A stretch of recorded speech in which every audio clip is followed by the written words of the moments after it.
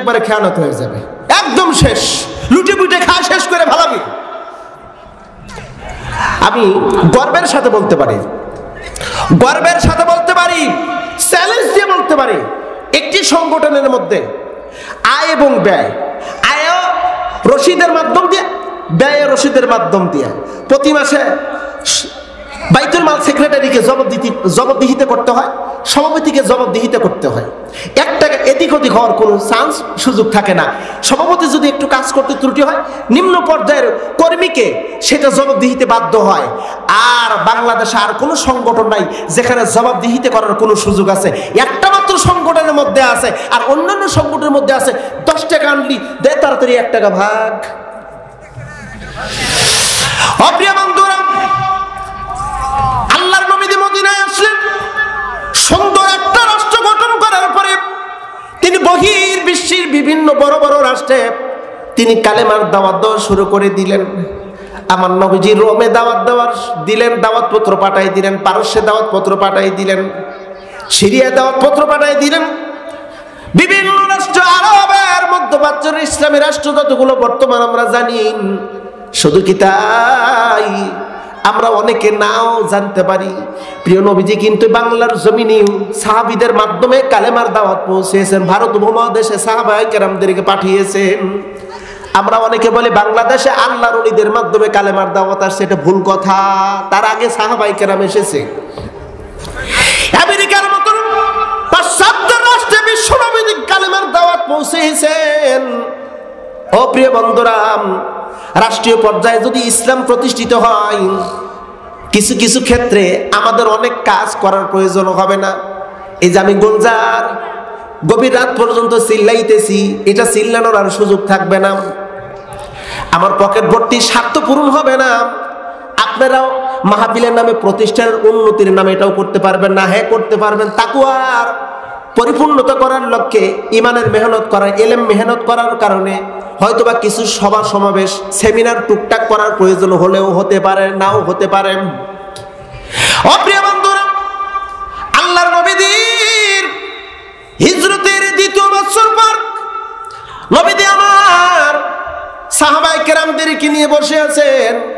আনাস বিন মালিক রাদিয়াল্লাহু তাআলা আনহু বর্ণনা করেন, আল্লাহর নবীজি বৈঠকে বসে গল্প গুজব করতেছেন, কথোপকথন করে। কোনো দুনিয়াবী বিষয় না, বিষয় হলো মদিনার ভিতরে ইহুদিরা ওরা চরমভাবে ইসলামের ক্ষতি করার কাজে অভ্যস্ত, মানে ব্যস্ত হয়ে গেছে। কয়েকদিনের মধ্যেই বদরের যুদ্ধ সংগঠিত করলো। ওরা নতুন নতুন ষড়যন্ত্রে মত্ত হয়ে আছে। কি করা যায় এটা নিয়ে আমার নবীজি খুব চিন্তিত, কিংকর্তব্য বিমূঢ় হয়ে আছেন। বদরের যুদ্ধের পরের ঘটনা বন্ধুরা, এই আয়াতে কারিমা যেটি আমি তেলাওয়াত করেছি, আমার নবীজি খুব চিন্তিত, খুব টেনশনের মধ্যে আছেন। হঠাৎ করে আল্লাহ পাক জিবরাইলকে পাঠায় দিলেন। জিবরাইলকে বললেন, ও জিবরাইল যাও আমার নবীকে জানায় দেই, ইউরিদুনা লিতুফিউ নূরাল্লাহি বিআফওয়াহিহিম আল্লাহু মুতিম্মু নূরিহি ওয়ালাউ কারিহাল কাফিরুন। অনবিদি স্মরণ করে দেই সেই বদরের যুদ্ধের কাহিনী। ওরা চেয়েছিল আল্লাহর নূরকে জমিন থেকে উৎখাত করে দিবে, নিভাইয়ে দিবে। আপনি কি নিয়ে তো অনেক ষড়যন্ত্র করেছে। মুফাসসিরে কেরামগণ বলেন, তাফসিরে কুরতুবির মধ্যে আসছে আমার নবীকে কতটা নির্যাতন করেছিল, কতবার মারার পরিকল্পনা করেছিল। রুজুর নামাজে দাঁড়ায় আছেন, সেজদায় গেছেন, আর উটের পচা নারী বুড়ি আমার নবীজির সেজদারত অবস্থায় চাপিয়ে দিয়েছে, দুনিয়া থেকে বিদায় করবে। আবু বকর খবর পেয়েছে, দৌড়াইয়া চলে আসলো। হুজুর সেজদার ভিতরে, আর পচা নারী বুড়ি নবীজির পিঠের উপর দিয়ে চাপায় দিয়েছে, উঠতে পারতেছে না।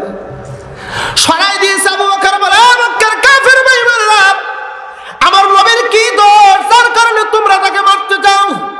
কি দোষ, তাকে কেন তোমরা মারতে চাও? কোনো জবাব নাই। ওই যে একটাই স্বার্থ, অন্য কোনো স্বার্থ না।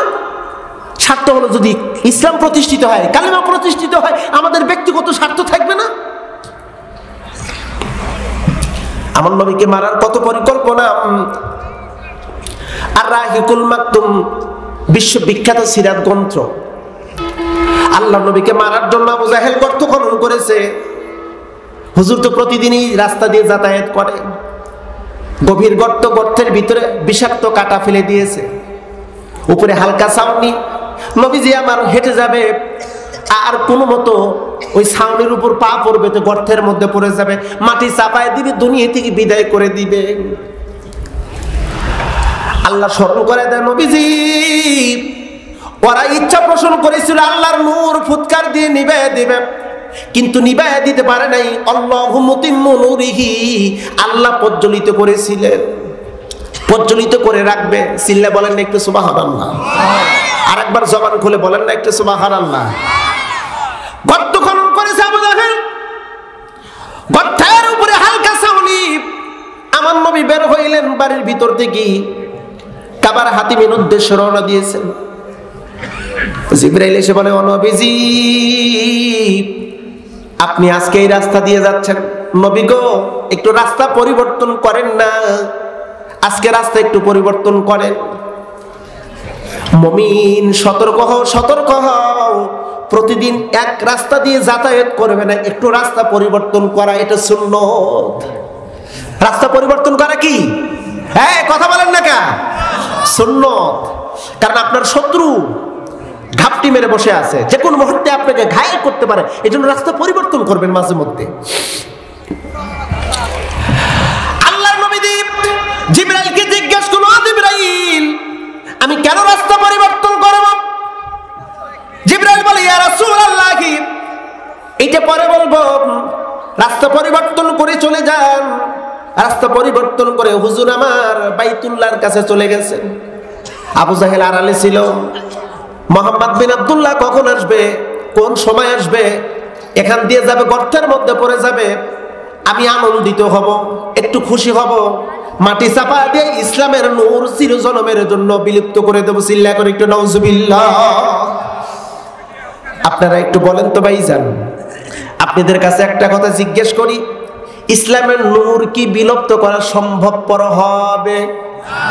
ওরা চেয়েছিল আলেম ওলামাদেরকে জেলের ভিতরে ঢুকাবো, প্রকাশ্যে ক্রস ফায়ার দিয়ে মেরে ফেলবো, ফাঁসির কাস্টে ঝুলাবো, জেল জুলুম জরিমানা দিয়ে ভয়ভীতি দেখায়া ওদেরকে কোণঠাসা করে রাখবো, আর হবে না, আর হবে না, এরকম চিন্তা ফিকিরি করেছিল।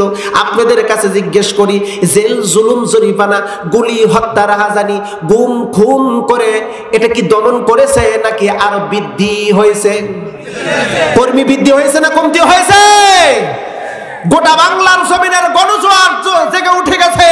একটি কথাই হলো, আগামীর বাংলায় কোরআনের বাংলা দেখতে চাই, আগামীর সংসদ আমরা দেখতে চাই কোরআনের সংসদ। কারা কারা একমত আছেন আমার সঙ্গে একটু হাত তুলে মহান রবকে দেখান। লিল্লাহি তাকবীর। আল্লাহ কবুল করুক, জোরে বলেন একটু আমিন। প্রিয় নবীকে মারবে, এটা হলো লক্ষ্য। আবু জাহেল আড়ালে থেকে, না আড়ালে আর কতক্ষণ থাকবো, দেখি তো রাস্তার দিকে তাকাই, রাস্তার দিকে তাকাচ্ছে, কই মোহাম্মদ বিন আব্দুল্লাহ তো আসে না, সাথে সঙ্গে আরো আছে। তোমরা আড়ালে থাকো, যখন ডাক দেই তখন তোমরা দৌড়ে চলে আসবে, মাটি চাপায় দিয়ে দুনিয়া থেকে বিদায় করবে প্রিয় নবীকে। কত বড় দুঃসাহস! কিতাব প্রমাণ করেছে ভাইজান।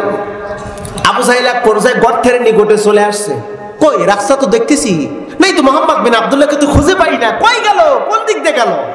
খুঁজতে খুঁজতে এক পর্যায়ে গর্ত খনন করেছে, উপরে ছাউনি দিয়েছি, ভুলে গেছে, নিজের গর্তের মধ্যে পা দিয়ে নিজেই পড়ে গেল। আপনাদের বগুড়াবাসী জানেন কিনা, যার গর্তে সেই, এভাবে বলতেছেন।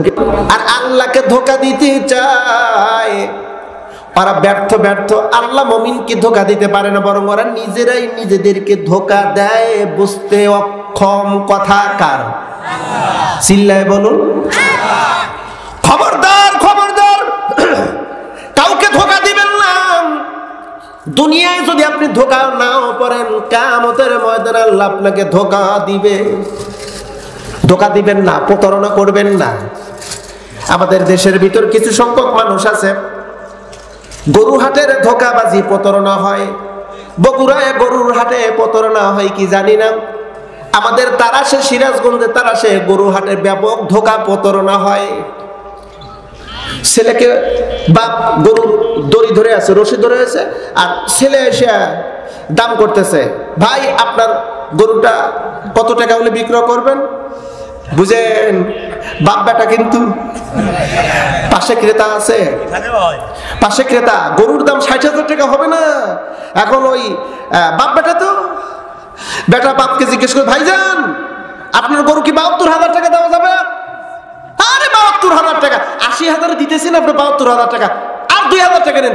ক্রেতা চিন্তা ভাবনা করে, আউটসাইডের ক্রেতা চিন্তা ভাবনা, বাপরে বাপ 72,000 করছে তাও দিতে চাইছে না, না এ গরু তো এ দাম আমাকে দেবেন, এর চাইতে 2,000 টাকা একটু বেশি দিয়ে নিতে হবে। কতক্ষণ এটা ধোঁকা নাকি? যারা বললেন না তারা মনে হয় কি ভাই কতক্ষণ না কা, আমার দেশে এরকম ধোঁকাবাজ আছে না? দেখবেন এই কয়েকদিন পরে ওরা মাথায় টুপি পরবে। অবশ্য কয়েকদিন আগে আমরা এক জায়গায় দেখেছি, কয়েকদিন আগে দেখেছি এক দরবার শরীফে গেল, সেখানে 5 কল্লি টুপি পরলো। ইতিমধ্যে কয়েকদিন আগে গেল, মৌলবাদীদের সাথে আমাদের কোনো সম্পর্ক নাই, আমরা কোরআনের সাথে রাজনীতি মানি না, আমাদের ভিতরে ইসলামী কোনো শরিয়া বিধান নাই। এখন কয়েকদিন পর দেখা গেল এক হুজুরের পাশে গেল, 5 কল্লি টুপি মাথায় দিল, তার মানে হলো 1 নম্বরে ধোঁকা। বাস জোরে বলুন 1 নম্বরে কি? এই জন্য মরহুম আইনুদ্দিন আল আজাদ একটা গান গেয়ে গেছে, বলবো? অনেকে চুপচাপ করে এমন ভাবে চোখলে তাকায় আছে, আমার প্রতি খুব রাগ মনে হচ্ছে, তাই না? দুর্নীতির ওই আখড়ায় বসে জাহির করে জ্ঞান, কলম দিয়ে কামায় টাকা, আবার ধরে সাধুর ভান, ওরা শিক্ষিত শয়তান, ওরা বলতে পারেন না মনে হয় আপনারা, তাই না? এটা জোরে বলেন, ওরা শিক্ষিত শয়তান, ওরা দুর্নীতির আখড়ায় বসে জাহির করে জ্ঞান, কলম দিয়ে কামায় টাকা, আবার ধরে সাধুর ভান, ওরা শিক্ষিত শয়তান, ওরা ওরা হলো জাতির লাগি মহামারীর মহাতন, ফাইলে কলম ঢুকাইয়া চালায় আবার নির্যাতন। ওরা হলো জাতির লাগি মহামারীর মহাতন, ওরা শিক্ষিত শয়তান, বলুন ওরা শিক্ষিত শয়তান, ওরা শিক্ষিত শয়তান।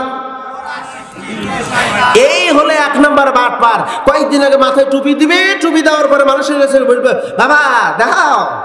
ওরা বলেছিল মাথায় পট্টি, হাতে তসবি, আমি হলাম রাবিয়া বসরি, 5 ওয়াক্ত নামাজ পড়ি, তাহাজ্জুদ তো পড়ি। অবশেষে দেখা গেল বঙ্গভবনের ভিতরে, রুমের ভিতরে হলো মদ মদ মদ। আহা, এরা হলে 1 নম্বর ধোঁকাবাজ, সাবধান এদের থেকে। অপ্রিয় বন্ধুরা, আবু জাহেল এবার গর্তের ভিতরে, এবার কর্মীরা ছিল আড়ালে। কি ব্যাপার, আমার নেতা কই গেল রে? নেতা কই? কই যে একটু শব্দ পাইলাম, নাকি নেতা গর্তের মধ্যে পড়ে গেছে। দৌড়ে চলে আসছো গর্তের নিকটে, কর্মীরা এসে দেখে সর্বনাশ, মারতে চেয়েছিলাম নবীকে, শেষ পর্যন্ত আমাদের প্রেসিডেন্ট গর্তে, তাড়াতাড়ি প্রেসিডেন্টকে তুলতে হবে। আবু জাহেল কয়, এ কর্মীরা দেখিস কি শরীরের ওপর দিয়ে শুধু বিষাক্ত কাটা ঢোকে, তাড়াতাড়ি আমাকে গর্তের ভিতর থেকে তোল। এবার গর্তটা আমি আপনাদের ধারণামূলক বোঝানোর জন্য চেষ্টা করতেছি। 10 ফিট গর্ত করেছে, রশি দিয়েছে 12 ফিট। ও নেতা, এবার তুমি রশিটা ধরো, আমরা টেনে তুলবো। 12 ফিট রশি দিয়েছে, আবু জাহেল ধরতে পারে না, খাটো হয়ে যায়। এই ফাইজলামি করার জায়গা পাইস না, রশি খাটো গা, বড় দে। কর্মীরা কয়, স্যার আমাদের প্রেসিডেন্ট, আমাদের লিডার, আমাদের নেতা, রশি তো বড় দিয়েছি, কিন্তু তো কাজ হচ্ছে না, বড়ই তো দিয়েছি, আর একটু বড় দে। রশি দেয় বড়, আর নিচ থেকে গর্ত আরো নিচের দিকে যায়। সুবহানাল্লাহ একটু বলবেন না? অপ্রিয় বন্ধুরা, আমার নবীকে আল্লাহ ওই ঘটনাগুলো বুঝায় দেয়। ইউরিদুনা লিতুফিউ নূরাল্লাহ, ওরা চেয়েছিল আল্লাহর নূর ফুৎকার দিয়ে নিভাই দিতে। আল্লাহু মুতিম্মু নূরিহি, আল্লাহ ওই নূর প্রজ্বলিত করে রেখে দিয়েছে, আপনি মুহাম্মদকে জীবিত রেখে দিয়েছে। আবু জাহেল কয়, রশি বড় দেই, বড় দেয়, আরো খাটো হয়, গর্ত শুধু বড়ই হতে থাকে নিচের দিকে। আবু জাহেল যায়, রশি উপর থেকে লম্বা দেয়, আবু জাহেল নিচের দিকে যায়, রশি বড় করতে করতে এক পর্যায়ে আবু জাহেল কয়, এ নেতারা, আমার কর্মীরা, বুঝতে পেরেছি এই রশিতে কাজ হবে না, জলদি যা, মোহাম্মদ বিন আব্দুল্লাহকে কোথায় পাবি সেখান থেকে নিয়ে আয়, আমার কাছে নিয়ে আয়, সে ছাড়া আমাকে তোলার মতন কেউ নাই। বিপদে পড়লো হুজুররা, কতক্ষণ আছে না ভাই? বিপদে পড়লো হুজুররা, হুজুরগারে ডেকে নিয়ে আসতে হয়। আপনাদের বগুড়াতে কিরকম হয় আমি জানি না, সিরাজগঞ্জ হয়, একদম অসুস্থ, মারা যাবে, বিছানায় সজ্জায়, সারা জীবন নামাজ কালাম পড়েনি, হুজুরগারে দেখতেই পারে নাই, মনে বড় জ্বালারে পাঞ্জাবি ওরা। এবার এই মানুষটি যখন মুমূর্ষু অবস্থায়, কথা বলতে পারে না, পেশাব পায়খানা বিছানায়, খাইতে পারে না, মানে অবস্থা অন্যরকম। তখন টাকা পয়সার জোরটোর আছে তো, যা যা পার্শ্ববর্তী মাদ্রাসার হাফেজ সাহেবদেরকে ডেকে নিয়ে এসো, ওরা ইয়াসিন তেলাওয়াত করবে, একটু হলেও আরোগ্যতা হবে। আমরা তখন মনে মনে বলি, যতই তেলাওয়াত শোনাও কোনো কাজ হবে, কোনো লাভ হবে না। জানা যায় হুজুররা যায়, আমি বলি কোন লাভ হবে না। আবার কবরে যখন ফালায় দেয়, কবরে যখন দেয়, দেওয়ার পরে বলে মিল্লাতে রাসূলিল্লাহ। আপনাদের এলাকায় পড়ে নাকি হুজুর বলে মিল্লাতে রাসূলিল্লাহ, বিসমিল্লাহি ওয়া বিল্লাহি ওয়া আলা মিল্লাতে রাসূলিল্লাহ। রসুলের দলের উপর রেখে গেলাম। সারা জীবন থাকছে হলো জিয়ার দলে, সারা জীবন থাকছে হাসিনার দলে, সারা জীবন থাকছে লেনিন, কার্ল মার্কস, মাও সেতুংয়ের দলে, আর মরার পরে কয়েক রসুলের দলের উপর দিয়ে গেলাম। আরে সারা জীবন থাকলে রসুলুল্লাহর দলে, আর মরার পরে মরা লাশ রসুলুল্লাহর দলে দিয়ে গেল। রসুল কয় ফালাইসা মিন্নি, ও আমার দল না। কথা বলেন, কথা বলেন। জীবন্ত অবস্থায় তুমি যদি রসুলুল্লাহর দলে থাকো, তোমাকে বলতে হবে না রসুলুল্লাহর মিল্লাতে, আর রসুল বলবে হ্যাঁ এটা আমার উম্মত। রসুল যদি কারোর বেলায় একবার বলে আল্লাহ, ও রব, ও মহান রব, আমার উম্মতের নেকির পাল্লা কমতি হয়েছে, নেকি কম, আমি রসুল সুপারিশ করি, এটা আমার উম্মত, এটা আমার উম্মত। আল্লাহ বলবে যা ও নবী, তুমি যেহেতু বলেছো তোমার উম্মত, যা ওর জিন্দেগির গুনাহ মাফ করে জান্নাতি বলে ঘোষণা দিয়ে দিলাম। এখন আপনি কোন দলভুক্ত হবেন, কোন দলভুক্ত হবেন, কোন মিল্লাতের উপর থাকবেন? অপ্রিয় বন্ধুরা, এক কর্মী ছুটে গেল বিশ্বনবীকে খোঁজার জন্য, খুঁজে পাইল এরেমে রয়েছে। হুজুর কি বলতেছে, তাড়াতাড়ি আসেন, আবু জাহেল বিপদে। রাহমাতুল লিল আলামিন, তার দিলের ভিতরে মায়া, এত ভালোবাসা রে, এমন দয়াল নবী আর আমরা কোথাও পাইব না। নবীদের দিলের ভিতরে এত দয়া, এত ভালোবাসা, এত মহব্বত আমার রব দিয়েছে। একটু আগে তায়েববাসীরা রাসূলুল্লাহর পুরো শরীরের ভিতরে রক্তাক্ত করে আঘাত করেছে, পাথরের ঢেলে, পাথরের আঘাতে পুরো শরীর থেকে রক্ত ফিনকি দিয়ে বের হয়ে জুতার সঙ্গে রক্তটা জমাটবদ্ধ হয়ে গেছে। কোন মতো একটু আশ্রয় আসলো যায়েদ বিন হারেসা পাশে। আমার নবীজি মাঝে মধ্যে সেন্সেস হয়ে যায়, অজ্ঞান হয়ে যায়। এমন টাইমে জিবরাইল চলে এসে বলে, ইয়া রাসূলুল্লাহ, আপনার এই শারীরিক ব্যথায়, আপনার এই নির্যাতনে আরশে আজিম কান্দে, যত ফেরেশতা কুল আছে সবাই কান্দে। ওগো নবীজি, আমি শুধু একা আসি নাই, আযাবের একজন ফেরেশতা এনেছি।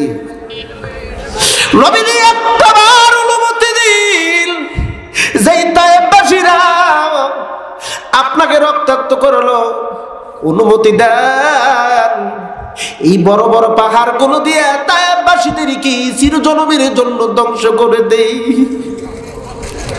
একটু আগে বেড়েছে তায়েববাসীরা, রাহমাতুল লিল আলামিন হাত তুলে রাখবো আরশে আজিমের মালিক আল্লাহ, তায়েববাসীদের কি তুমি যদি মেরে ফেলো, আমি কাদের মাঝে কালেমা প্রচার করব, কাদেরকে আমি দাওয়াত দেব আল্লাহ? ওরা না বুঝে আমাকে মেরেছি, ওরা যদি বুঝতো এই নবীর শরীরে একটা পাথরের আঘাত আঘাত করত না। রাহমাতুল লিল আলামিন নবী, রাহমাতুল লিল আলামিন নবী, কোরআনে প্রমাণ। আশিক বিনে কে বুঝিবে আমার দয়াল নবীর শান। নবীর প্রেমিক যারা একটু মহব্বত আমার সাথে বলেন, আশিক বিনে কে বুঝিবে আমার দয়াল নবীর, একটু জোরে সরে, আশিক বিনে কে বুঝিবে আমার দয়াল নবীর। নবী আমার রহমতের ফুল,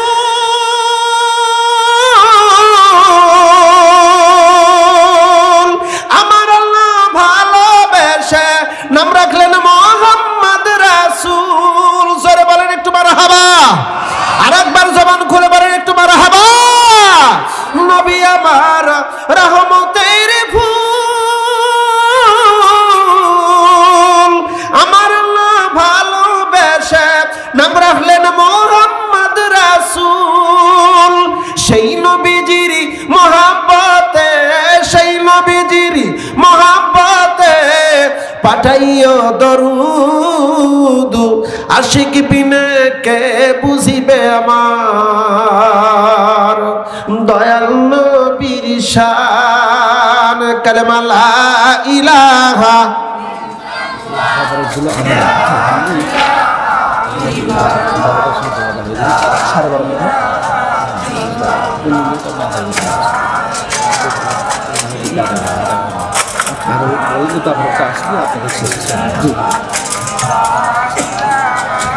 আপনাদের যেরকম জিকির মনে হচ্ছে আপনারা খুব কষ্ট পাচ্ছেন, কষ্ট পাওয়ার কারণে জিকিরের আওয়াজ একটু কম হচ্ছে। তো আমার মনে হয় আলোচনা বন্ধ করে দেই। দুই একজন বলতেছেন চলবে, বাকি সব চুপচাপ, তার মানে বোঝা হচ্ছে আলোচনা বন্ধ করে দেই। ভাই একটু মহব্বতে একটু জিকির করেন, সামনের দিকে চলে আসেন। জি জি একটু সামনের দিকে আসেন। লা ইলাহা ইল্লাল্লাহ।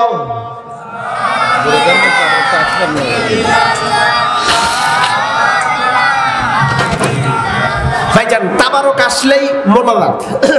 অতএব যারা বাহিরে আছেন মেহরবানি করে ভিতরে চলে আসেন, এখনই তাবারক আনতেছে। অল্প সময়, যেটুকু সময় লাগবে এইটুকুর মধ্যেই আমরা শেষ করে দেবো ইনশাআল্লাহ। একটু মেহরবানি করে তাড়াতাড়ি একটু সামনের দিকে চেপে আসেন। লা ইলাহা ইল্লাল্লাহ, লা ইলাহা ইল্লাল্লাহু মুহাম্মাদুর রাসূলুল্লাহ। সকলে পড়ি সাল্লাল্লাহু। অপ্রিয় বন্ধুরা মন খারাপ করতেছেন মনে হয়, তাই না? হয়তোবার নাম আসতে পারি, অল্প সময়ের ভিতর আলোচনা শেষ করে দেব। আমার নবীজিকে ডেকে নিয়ে যাওয়া হলো।